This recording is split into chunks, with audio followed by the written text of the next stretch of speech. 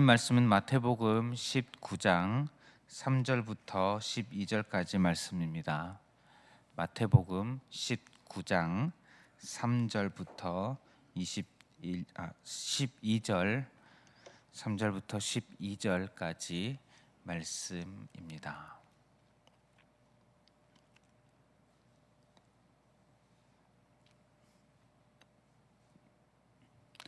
다 함께 봉독하겠습니다. 바리새인들이 예수께 나와 그를 시험하여 이르되 사람이 어떤 이유가 있으면 그 아내를 버리는 것이 옳으니이까? 예수께서 대답하여 이르시되 사람을 지으시니가 본래 그들을 남자와 여자로 지으시고 말씀하시기를 그러므로 사람이 그 부모를 떠나서 아내에게 합하여 그 둘이 한 몸이 될지니라 하신 것을 읽지 못하였느냐? 그런즉 이제 둘이 아니요 한 몸이니 그러므로 하나님이 짝지어 주신 것을 사람이 나누지 못할지니라 하시니, 여짜오되 그러면 어찌하여 모세는 이혼 증서를 주어서 버리라 명하였나이까? 예수께서 이르시되 모세가 너희 마음의 완악함 때문에 아내 버림을 허락하였거니와 본래는 그렇지 아니하니라. 내가 너희에게 말하노니 누구든지 음행한 이유 외에 아내를 버리고 다른 데 장가드는 자는 간음함이니라. 제자들이 이르되 만일 사람이 아내에게 이같이 할진대 장가들지 않는 것이 좋겠나이다. 예수께서 이르시되 사람마다 이 말을 받지 못하고 오직 타고난 자라야 할지니라. 어머니의 태로부터 된 고자도 있고 사람이 만든 고자도 있고 천국을 위하여 스스로 된 고자도 있도다. 이 말을 받을 만한 자는 받을지어다. 아멘. 바리새인들이 예수님을 시험하기 위하여서 질문을 합니다.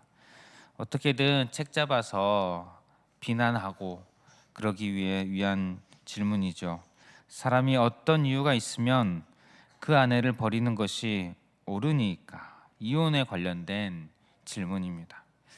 예수님께서 말씀하셨습니다. 예수께서 대답하여 이르시되 사람을 지으시니가 본래 그들을 남자와 여자로 지으시고 말씀하시기를 그러므로 사람이 그 부모를 떠나서 아내에게 합하여 그 둘이 한 몸이 될지니라 하신 것을 읽지 못하였느냐? 예수님께서 창세기의 말씀을 인용하십니다. 창세기 2장 24절에 이러므로 남자가 부모를 떠나 그의 아내와 합하여 둘이 한 몸을 이룰지로다.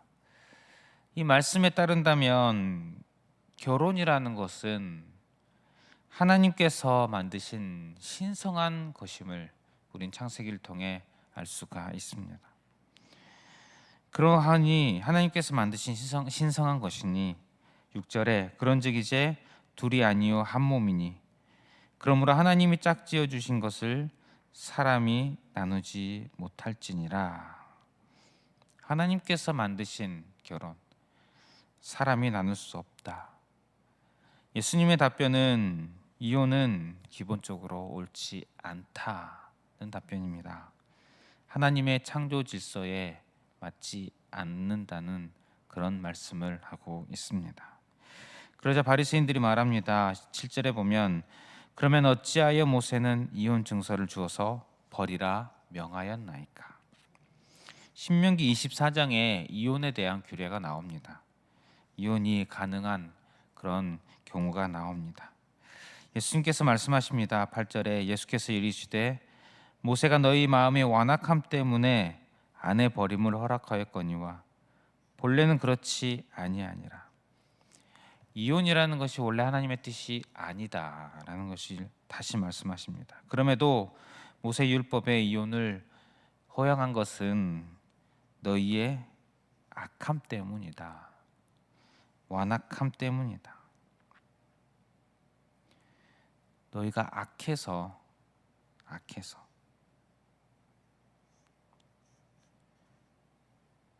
어쩌면 이혼을 하지 못하게 한다면 어쩌면 더 큰 악을 저지르는 일이 있을지도 모르겠습니다.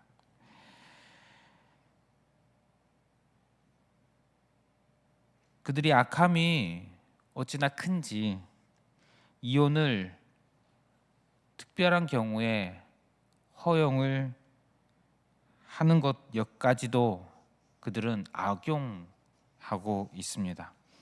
실제 당시 유대인들 중에는 이혼을 허용하는 이 율법을 악용을 하는데 3절에 질문을 했던 내용이 사람이 어떤 이유가 있으면 그 아내를 버리는 것이 옳으니까. 어떤 이유가 있으면, 우리가 생각한다면 사람이 특별한 경우에 정말 정 힘들다면 특별한 경우에 이혼을 할 수 있습니까? 이런 식으로 질문을 할 것 같은데, 어떤 이유가 있으면, 이것은 어떤 이유에서든지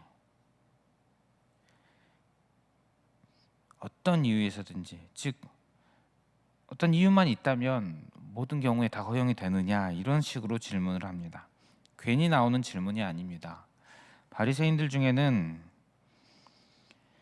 남자가 거의 모든 이유로 이혼 증서를 받을 수 있다는, 이혼이 가능하다고 그렇게 여기는 무리들이 있었습니다. 그래서 그들은 남편이 기분 나쁘면 이혼을 할 수 있다고 여겼습니다. 심지어 다른 여자가 더 좋다, 더 매력적으로 느껴진다 하면 이혼을 할 수 있다고, 모세의 율법을 그렇게 사용을 한 자들이 있었습니다. 그럼 그들에게 예수님께서 알려주고 계십니다. 이혼을 허락하신 것이 사람이 자기의 정욕을 채우기 위해서, 자신의 마음대로 원하는 대로 하기 위해서 그렇게 하라고 허락한 것이 아니라는 것입니다.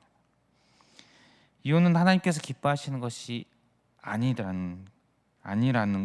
것인데, 인간의 연약함으로, 인간의 죄악됨으로 인하여서 특별한 경우에 어쩔 수 없이 특별한 경우에 허용을 하는 것이라는 말씀입니다. 9절에 내가 너희에게 말하노니 누구든지 음행한 이유 외에 아내를 버리고 다른 데 장가드는 자는 간음함이니라. 5장에서도 이 내용을 말씀하셨습니다. 5장에 했던 말씀을 그대로 또 말씀을 하십니다. 예수님의 말씀에 의하면 결혼이라는 것, 그리고 결혼에 의해서 가정이 이루어지죠.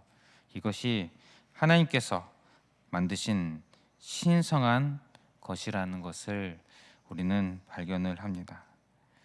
하나님께서 짝지어주고 이루어주신 이 가정이라는 것, 이것을 신성히 여기고 소중히 여기고 우리는 지키려고 노력을 해야 할 것입니다.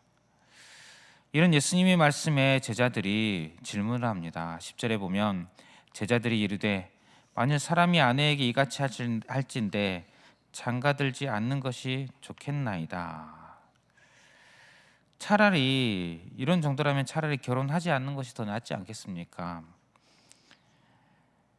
이혼의 가능성을, 죄의 가능성을 차단하기 위하여서 차라리 결혼을 하지 않는 쪽을 선택해야 한다는 그런 질문인 것 같기도 하고, 또한 그들이 이런 자신들이 결혼의 생활을 충실히 유지하기가 쉽지 않다는, 인간의 연약함으로 인하여서 쉽지 않다는 것을 알고 있기에 이런 질문을 한 것 같기도 합니다. 당시나 지금이나 어떤 공동체들의 사람들이 생각하는 경우가 있는 것 같습니다. 결혼하는 것보다 독신이 더 거룩한 것처럼, 실제로 그런 생각을 하는 분을 만나본 적이 있습니다. 천주교를 다니다가 교회로 오게 되어서 다시 신앙교육을 받는 그런 과정에 있는 분을 교육을 한 적이 있습니다. 그분은 말하였습니다. 목사님보다 신부님이 더 거룩하지 않습니까? 결혼을 하지 않으니까. 더 거룩하게 여기는 그런 경우가 있었습니다. 그러나 예수님은 이 독신이라는 것을 거룩의 개념으로 여기지 아니하시고 하나님의 은사의 개념으로 여기십니다. 11절 12절 보면 예수께서 이르시되 사람마다 이 말을 받지 못하고 오직 타고난 자라야 할지니라. 어머니의 태로부터 된 고자도 있고 사람이 만든 고자도 있고 천국을 위하여 스스로 된 고자도 있도다. 이 말을 받을 만한 자는 받을지어다. 독신이라는 것을 하나님의 어떤 은사적인 개념으로 여기십니다. 사도 바울도 독신을 은사의 개념으로 이야기합니다. 고린도전서 7장 7절에 나는 모든 사람이 나와 같기를 원하노라. 그러나 각각 하나님께 받은 자기의 은사가 있으니 이 사람은 이러하고 저 사람은 저러하니라. 이 부분은 독신에 대한 이야기 부분입니다. 즉 결혼을 하지 않는 것이 더 거룩하다, 또 결혼을 한다고 더욱 거룩하다, 이런 개념이 아니라 이것은 은사의 개념으로 이해하면 될 것입니다.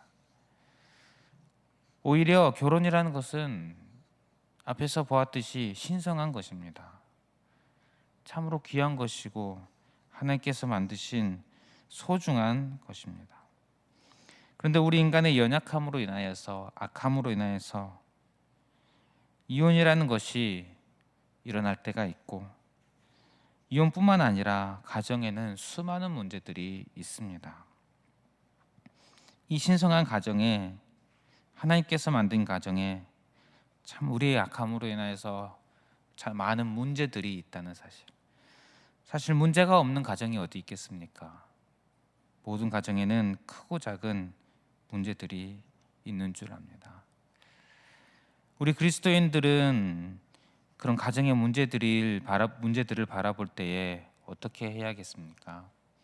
나의 욕심대로, 나의 정욕대로 편하게 행동을 해버리면 안 될 것입니다.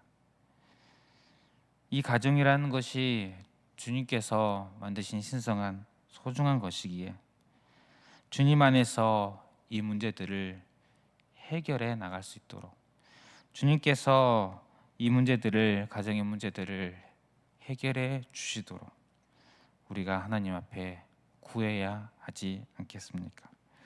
바라기는 우리 모든 가정의 크고 작은 문제들이 하나님 안에서 회복되는 그런 은혜가 있으시기를 축복합니다. 그래서 하나님께서 만드신 원래의 가정의 모습에 조금 더 가까이 다가가는 그런 가정들을 경험하시는 저 여러분들 되시기를 축복합니다. 말씀 마무리하겠습니다. 결혼이라는 것은, 가정이라는 것은 하나님께서 만드신 신성한 것입니다. 소중히 하고, 더욱더 소중히 하고, 더욱더 지키기를 우리가 잘 알지만 더욱더 노력하는 저와 여러분들 되시기를 바랍니다.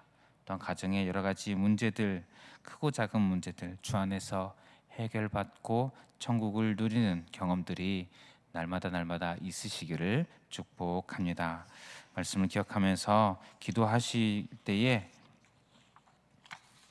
가정의 문제들이 주 안에서 회복되게 하여 주시옵소서 기도하시고, 또 특별히 윤광규 선교사님의 장녀 윤유경 자매에게 치유의 은혜를 내려달라고 기도해 주시면 감사하겠습니다.